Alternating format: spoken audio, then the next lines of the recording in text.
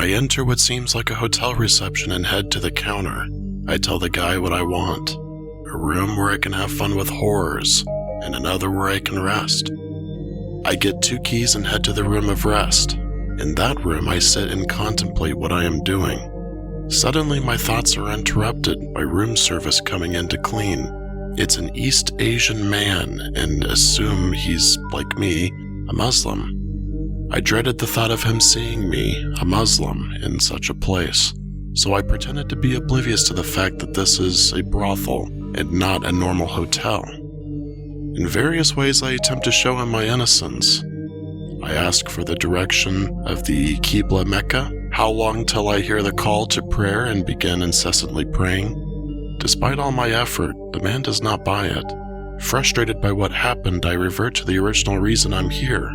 The thought of what pleasures await me brings a perverted feeling of relief, as if I don't have to pretend anymore and can truly be my repulsive self. I take the key of the pleasure room and head straight for the elevator. Upon reaching the door, the elevator opens. I walk out to a hallway with a red carpet, walls, and doors. The hallway is lit by a late afternoon sun shining from the left end. I turn left and notice a silver door with a hallowed yellow star. I assume this is my destination and open the door. The first thing I noticed is some sort of toilet designed for someone with a disability.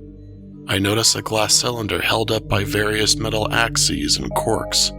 It contains a strange dark liquid. To be my surprise, I notice that the room is filled with white tiles and stains from the cylinder.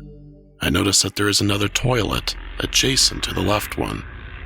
To my utter horror, a nude and very obese man is sitting on it. The left side of his face is completely smashed in. I can notice that the inside of his skull is hollow. His right eye completely dark. The next thing I noticed about this man is his left foot, 4 toes of which are cut and lay on the white tile floor. What truly frightened me is that somehow this person purposefully did this to himself, and he enjoyed it. A quick sequence of events that had happened the night before flashed in my mind. In it, the dead man seemed to be having some kind of send-off. He, his friends, and a multitude of whores are dancing, drinking. After that, they began cutting, beating, and eventually killing the man. All this happened while he was having the time of his life. I immediately woke up after, and couldn't forget this terrible nightmare for a week now.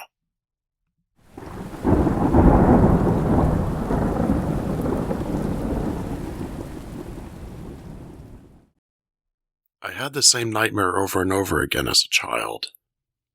This clown would chase me with an axe, and I would always end up in the same field of tall grass, hiding with Bob Barker. Yes, The Price is Right, Bob Barker.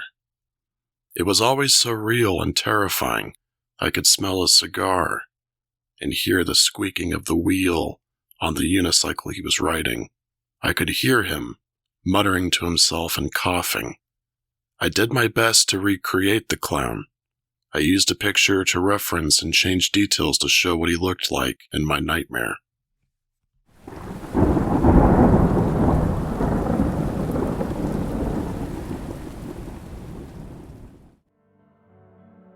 For the past 8 to 9 months now, on an irregular but consistent enough to be questioned basis, I continue to have a dream about my mother being murdered.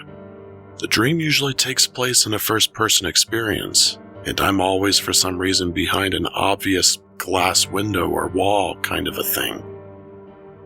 And I'm forced to watch as a man with a blue face and who's unsettlingly tall ties my mother's arms and legs together, flips her on her stomach, and then begins to stomp her skull in, never damaging any other part of her body, specifically stomping on the skull.